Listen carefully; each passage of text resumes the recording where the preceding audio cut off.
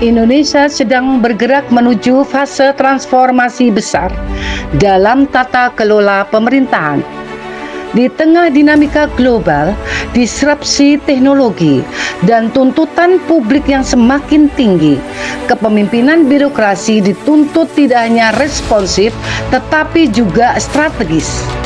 Dalam konteks PKN tingkat 2 tahun 2026, manajemen strategis menjadi fondasi utama bagi para pemimpin perubahan.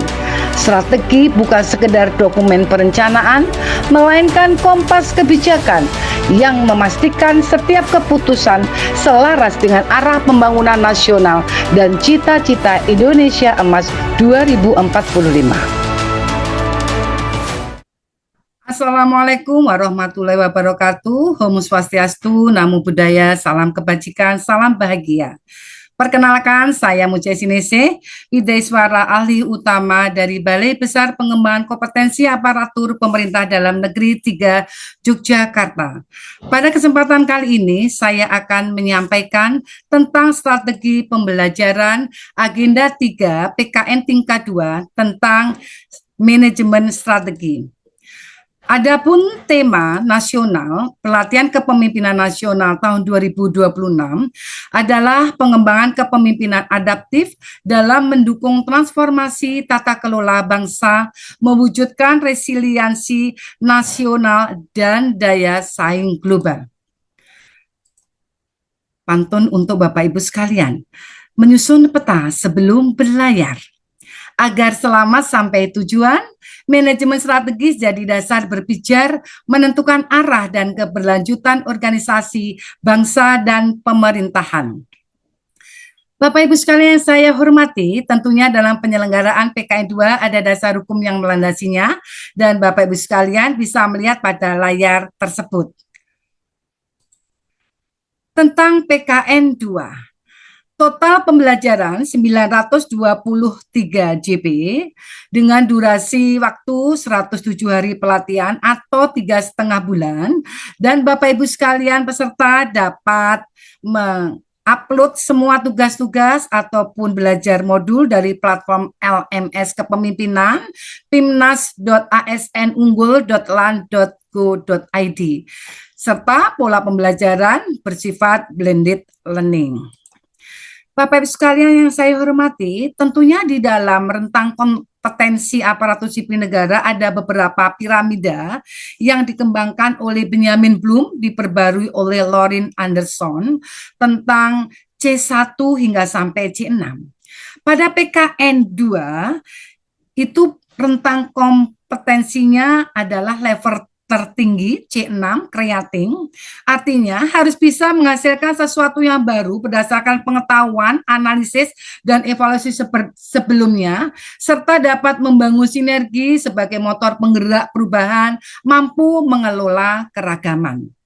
Dan berikutnya, Bapak sekalian, mari kita lihat tentang strategi pembelajaran pada PKN tingkat 2. Pembelajaran klasikal tahap pertama di Lemdik penyelenggara, pembelajaran mandiri di tempat kedudukan masing-masing peserta, kemudian e-learning, sinkronus dan asinkronus, dilanjutkan dengan pembangunan komitmen bersama, dan dilanjutkan dengan pembelajaran klasikal tahap kedua, dan aktualisasi kepemimpinan strategis, dan kemudian pembelajaran klasikal tahap ketiga. Adapun di sini untuk agenda 3, pembelajaran agenda 3 masuk pada tahap e-learning yaitu sinkronus 11 JP, asinkronusnya 17 JP, dan dilanjutkan dengan pembelajaran klasikal tahap 2, sinkronus 2 JP dan evaluasinya 1 JP. Selanjutnya Bapak Ibu sekalian, mari kita lihat output daripada PKN tingkat 2. Pembelajaran klasikal tahap pertama outputnya pembukaan, orientasi program, pengampu materi, narasumber, mentor, coach, dan penguji. Berikutnya, pembelajaran mandiri outputnya adalah masing-masing peserta membuat isi agenda 1, agenda 2, agenda 3, dan ada penugasan individu, pemetaan sikap perilaku kepemimpinan. Ketiga, yaitu e-learning. Ada penugasan individu dilanjutkan dengan IC, kemudian penugasan kelompok, rancangan policy brief, coaching dan mentoring, pemetaan sikap perilaku dan strategi pengembangan potensi diri. Dan berikutnya adalah pembangunan komitmen bersama. Outputnya identifikasi masalah, tantangan, dan komitmen serta persetujuan mentor. Dan berikutnya adalah pembelajaran klasikal tahap 2. Ada laporan visitasi kepemimpinan nasional, evaluasi akademik, rancangan proyek perubahan, strategi pengembangan potensi diri, dan policy brief. Selanjutnya, aktualisasi kepemimpinan strategis. Outputnya, pelaksanaan implementasi proyek perubahan, coaching, mentoring, pelaksanaan pengembangan potensi diri. Dan berikutnya, yang terakhir adalah pembelajaran klasikal tahap ketiga. Outputnya adalah seminar proyek perubahan, seminar policy brief, laporan pengembangan potensi diri, laporan proyek perubahan. Bapak Ibu sekalian, yang perlu diperhatikan adalah pada saat off campus, peserta dapat diberikan penambahan penguatan materi pembelajaran secara daring. Laporan proyek perubahan dibuat menarik disertai dengan infografis tentang proyek perubahan. Mari kita lihat selanjutnya, yaitu tentang kompetensi yang dibangun. Target kompetensi dalam waktu 3,5 bulan. Ada strategic thinking, ada strategic formulation, strategic execution, kompetensi evaluasi, dan pengendalian strategis. Bapak sekalian, mari kita masuk kepada deskripsi agenda manajemen strategis, yaitu analisis, diagnosis organisasi, perumusan, serta implementasi strategi dalam mengelola lingkungan strategis, didukung kemampuan marketing sektor publik. Pokok bahasan agenda 3, manajemen strategis, kita akan mempelajari modul pertama isu strategis, modul kedua adalah manajemen strategis sektor publik, modul 3 marketing sektor publik, dan modul keempat adalah public-private partnership. Modul 1, isu strategis. Membahas terkait dengan integritas, kewirausahaan, dan kebijakan nasional dalam rangka penyusunan competitive advantage pemerintah. Sedangkan modul 2, manajemen sektor publik.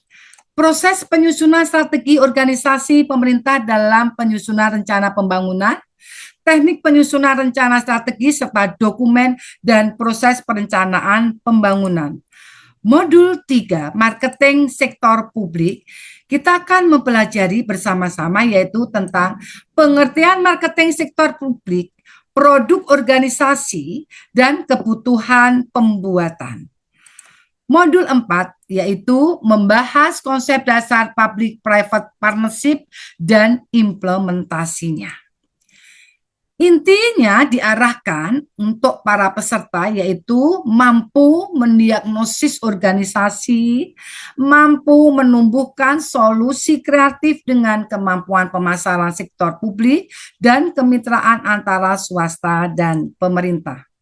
Habis sekalian, mengapa manajemen strategi sangat penting bagi JPT Pratama? Mari kita lihat alasan. Pertama, menurut survei Leadership for Smart Governance LAN 2021, tantangan organisasi hasil survei ada 5 tantangan yang paling dihadapi. Pertama adalah inovasi, tuntutan digitalisasi, pengembangan SDM, tuntutan pelaksanaan cara kerja yang lebih efisien, membangun kemampuan kolaborasi, dan mempengaruhi. Kompetensi apa yang dibangun? Yaitu berpikir inovatif, memiliki mindset berkembang, memiliki etika dan integritas, berpikir sistemik, penguasaan teknologi digital, komunikasi efektif, membangun kolaborasi, mengelola perubahan, memecahkan masalah kompleks, memimpin transformasi digital. Alasan 2 yaitu tuntutan standar kompetensi jabatan. Permenpan RP nomor 38 tahun 2017 tentang standar kompetensi jabatan ASN.